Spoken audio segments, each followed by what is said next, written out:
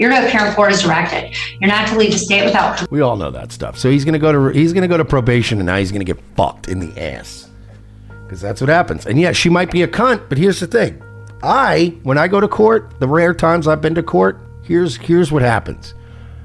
I assume that every police officer that's pulling me over is a cunt and having a bad day. I assume that every judge I'm dealing with is being a cunt and having a bad day, and I assume every prosecutor I'm dealing with is being a cunt and having a bad day. So turn on the charm. I mean, you don't call them baby and sweetheart and shit, and when they're being cunty to you, and I've said this before about cops, specifically cops, more than judges even, they will try to antagonize you into doing some shit. Cops talk shit to you because they're hoping you're bowing up. They're like a guy in a bar who's drunk and knows MMA. They're like MMA black belts hanging out in a bar, and they're like, fuck your fat girlfriend. Your wife's a fat cunt.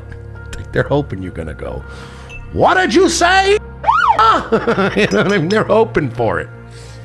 That's why even when they're like, yeah, little bitch, give me your license, you just like, okay. Registration and insurance. Right there. Just okay. Just it's cool. Like just why are you going so fast? What are you, fucking You're like, you know what? Yup. I'm probably a probably a Yup. I'm a hard and I love dicks. Just it's better. It's easy. Just look, man, suffer the indignity, bro. Call a lawyer when you get home.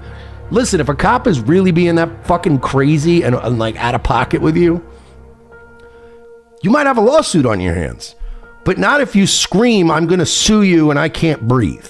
Then it's going to end badly and your car's getting impounded. They're going to smash your windows. You're going to arrest. It's a whole mess.